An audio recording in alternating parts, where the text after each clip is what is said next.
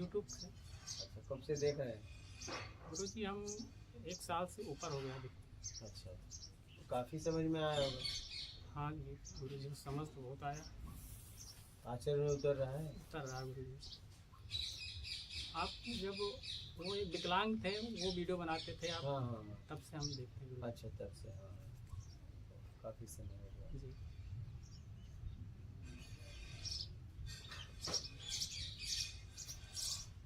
और कोई प्रश्न है आपका? एक प्रश्न था हमारा, फिर आपने कहा था कि गुरु पूजनीय है, पूज्यवान नहीं। पूजवान नहीं। इसमें मेरा संशय कुछ गुरुजी बताइए। पूजवान का मतलब जिसे पकड़ लो। पूजनी का मतलब हम उसके कर्म के द्वारा उसे पूजनी माने हैं, हम उसको छोड़ देंगे। क्या? हम उसे छोड़ देंगे। पूजनी है, सम्मान के योग्य है, लेकिन हम उसके साथ रहेंगे नहीं, हम उसे छोड़ देंगे। बात समझ में आ रही है? पूजवान मतलब जिसके साथ मुझे रहना है। तो पूजवान एक ही है, ब्रह्म, जिसे कभी पूजा नहीं जा सकता। यहाँ सब पूजनी है। तो मेरा कहना यह, किसी को पकड़ो मत भैया। ठीक है, आपके कर्म की वजह से मैं आपका सम्मान कर रहा हूँ, तो आप मुझे मार्ग बता दो, बस बात खत्म। बात समझ रहे हो? पूजनी का मतलब समझ गए, पूजवान का मतलब समझ गए। हाँ, हम क्या पकड़ लेते हैं, यही गलती है हमारी। उपयोग करो और आगे बढ़ो, किसी को पकड़ो मत। ये दुनिया ऐसी की ऐसी है, पकड़े तो गए। और ज्यादातर लोग पकड़ ले रहे हैं। कोई पत्नी पकड़ रहा है, कोई पति पकड़ रहा है, कोई बच्चों को पकड़ रहा है, कोई प्रॉपर्टी पकड़ रहा है, कोई गाड़ी पकड़ रहा है, कोई मोबाइल पकड़ रहा है, कोई यही सब व्यवस्थाओं को पकड़ ले रहा है। अरे भैया, यूज करो आगे बढ़ो, यूज करो आगे बढ़ो, बस बात खत्म। यूज में सदुपयोग हो, बस। क्या? उपयोग में सदुपयोग हो, इतनी सी बात है। हम क्या करते हैं, उसको अपना बनाना चाहते हैं, मेरा। समझ रहे? यही गलती है। यूज एंड थ्रो, यही दुनिया है। यूज करो, फेंक। ये हाल तुम्हारा भी होगा, घबराओ मत। ये हाल आपका भी होगा। ये दुनिया ही ऐसी है। आज इस कपड़े को इतना संभाल के रखो, इसको एक दिन कचड़े में आप ही फेंकोगे। जिस मूर्ति को आप संभाल के रखो, जिस फोटो को जरा सा क्रैक हो जाए तुरंत आप विसर्जित करते हो, पैरों में ही तो जाती है। बोलिए, आपका शरीर भी पैरों के नीचे जाएगा जब काम का नहीं रहेगा। इसी बाल को इतना सहला रहे हो, मोस्ट टाइट करते हो, जब काटता है तो ही चरणों में गिरता है, तब नहीं बोलते कोई, क्योंकि अब वो काम का नहीं रहा। क्या? बस यूज एंड थ्रो। यूज किया, टाइट किया, वो उसी कटवाते, अब काटो इससे, अब कहाँ गिरता है बताओ? पैरों में। फिर यही हालत आपका भी होगा भैया, इसलिए निकल लो।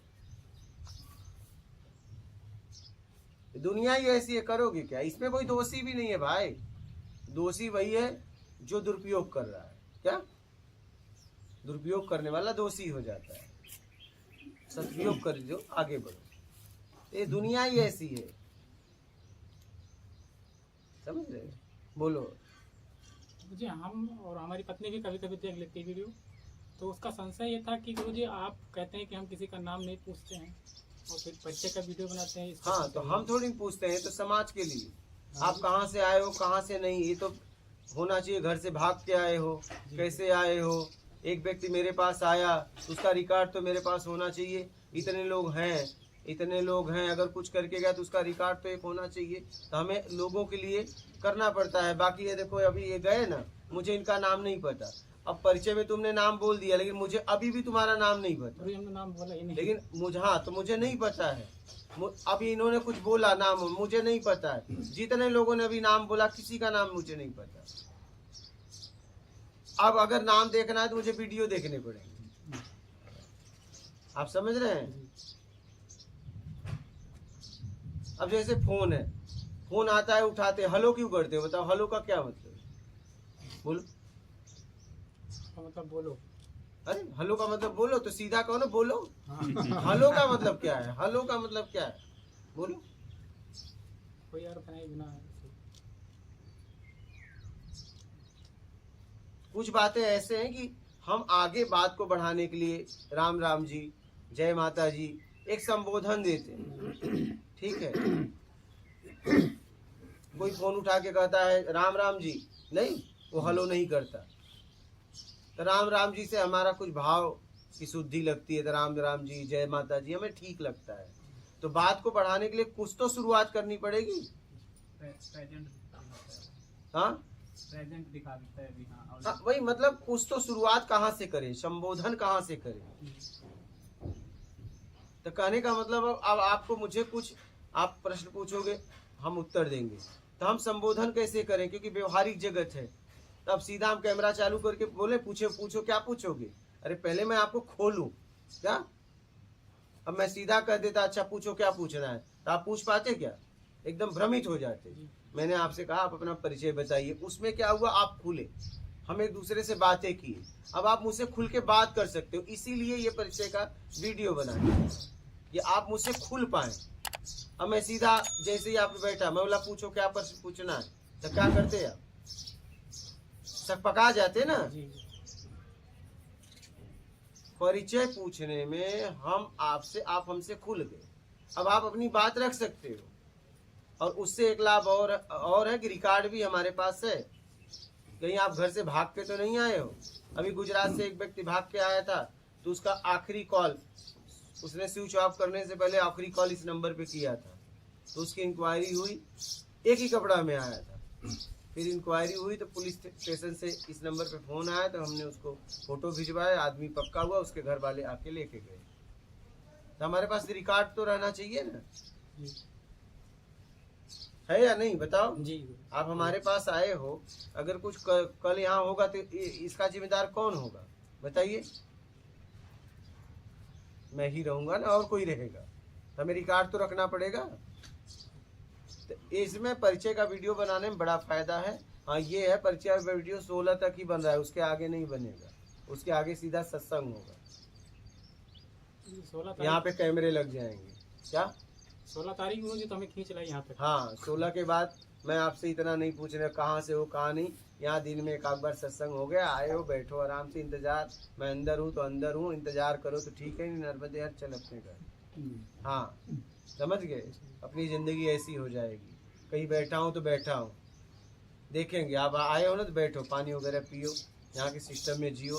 जब मुझे लगेगा नहीं आपसे बात करनी चाहिए तो करूँगा, इस तरीके का जीवन हो जाएगा। और अभी मुझे कोई भी आए मुझे बात करनी पड़ती है, उसे मार्ग बताना पड़ता है, बात समझ रहे हो। इसलिए परिचय का वीडियो बनाते हैं। 16 के बाद नहीं बनेगा, 16 के बाद कहाँ हमारे पास इतना समय रहेगा कि मैं पूछूं कि आप कहाँ से आए हो, कैसे वीडियो मिला। अब मेरे पास काम इतने हो गए कि अब नहीं समय मिल पाएगा।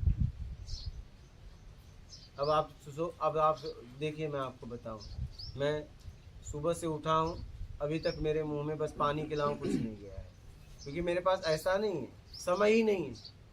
खाने को सब है लेकिन समय ही नहीं कि मैं खा पाऊँ उसे। अगर मैं खाऊं तो फिर सामने वाला इंतजार करे, और मुझे जिंदगी में किसी को इंतजार कराना अच्छा नहीं लगता, मुझे इंतजार कराना अच्छा नहीं लगता। इसलिए मैंने पहले आने वालों को महत्व देता हूँ, बाद में शरीर है, रात भर दिन भर खाओ, पहले इनसे बातचीत कर लो। बोलिए, और कोई प्रश्न है? नहीं गुरु जी, प्रश्न कुछ नहीं। हमारे माता पिता कहते थे कि गुरु बना लीजिए, नहीं तो दान नहीं लिखा जाएगा, ऐसा वैसा। हमारे माता पिता कबीर पंथी में हैं, कबीर गुरु बनाए हुए हैं, कबीर के वो तो हमारे घर आए थे, तो उन्होंने कहा कि आप मसाला वसाला कुछ खाते नहीं हैं, आप बन जाइए। तो हमने कहा हम कंठी नहीं पहनेंगे, हमें ऐसे ज्ञान दीजिए। मेरा पता नहीं ऐसा भाव था कि हमें कोई ऐसे ज्ञान दिए, तो मिला तो ना, तो इसीलिए तो गुरुजी आप मिले हमें। तब बिना कंठी का, हम भी कंठी वाले नहीं हैं। हाँ ठीक है, हम भी ये तन पे कपड़ा है, धागा धूगी वाले हम भी नहीं, हम पसंद ही नहीं करते। इसीलिए तो आप मिले। तन पे कपड़ा है, वो भी समाज के लिए। अगर मैं उससे निकल जाऊं तो मुझे इसकी भी जरूरत, अब मुझे तो नहीं है।